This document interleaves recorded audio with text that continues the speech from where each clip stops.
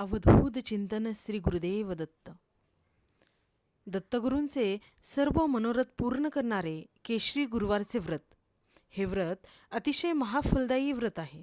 व्रताची फलश्रुती अशी आहे की दुःख दारिद्र्य नष्ट होते, संकटे क्लेश जातात, रोगांचे निरसन होते, आरोग्य लाभते, अपमृत्यू अपघात टळतात, कर्ज जाते, धनवृद्धी होते, प्रत्येक कामात यश येते, कोर्ट कचेऱ्यात यश येते, शत्रुभय पिशाच दोष जातात, गुरुग्रह अनुकूल होतो, चिंता जातात, मनस्वास्थ्य लाभते, चांगली संतती लाभते. हे व्रत कसे कराल तर कोणत्याही एक शुभ गुरुवार निवडून व्रतास सुरुवात करावी. सलग 5 गुरुवार हे व्रत करावे. पहिल्या गुरुवारी व्रतसंकल्प धरावा आणि 6व्या गुरुवारी उद्यापन करावे.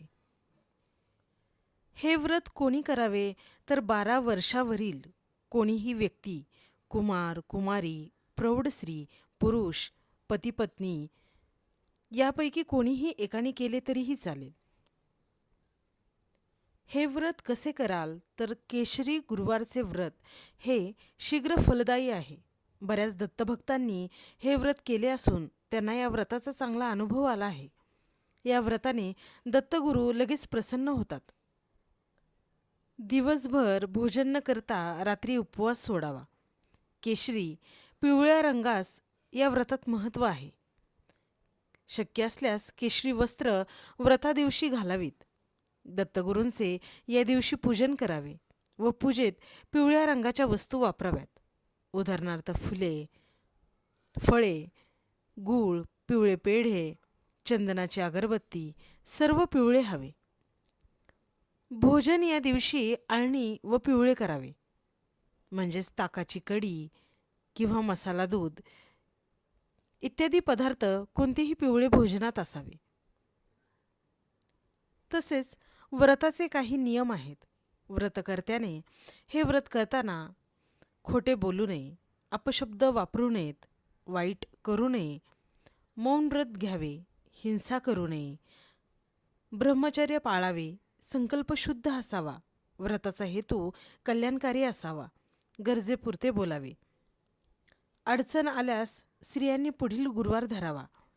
चमचमीत न खाता आणि भोजनच करावे.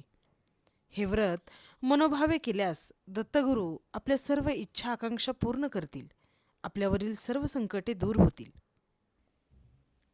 अशा पद्धतीने 6 गुरुवार श्री दत्तगुरूंचे नामस्मरण करत, श्री गुरुदेव दत्त या मंत्राचा जप करत उपवास हा अतिशय श्रद्धेने आणि भक्तीने करा आणि अनुभव घ्या.